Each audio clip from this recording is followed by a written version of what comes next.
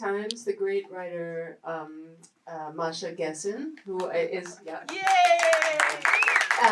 is I think a friend of all of us here and an ally. She wrote an incredible op-ed about this film called "The Transformative Power of Queendom."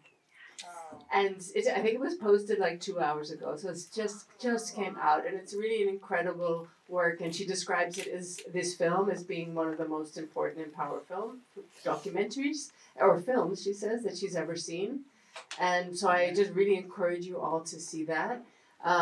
It's a great piece of writing, but it talks actually about Agniia, about your training as a documentary filmmaker, and that you, when you were studying documentary, you had a very rigorous process about what documentary should and shouldn't be, and then how you started to break the rules. So let's start with that. Like, how did you learn filmmaking?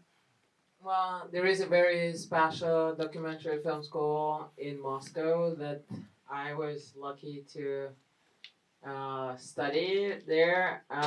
So all the rules were that you have to keep as pure as possible the observational approach to documentary cinema. So we were not allowed to use music because music is manipulating your emotions. You were not allowed to interview people, like you're not allowed to have like talking heads there. So you need to invest your time to get there, to get the story, rather than asking questions and get the answers. And there was many more. Like for example, if you need to have a close up of a person, you don't zoom in, you walk.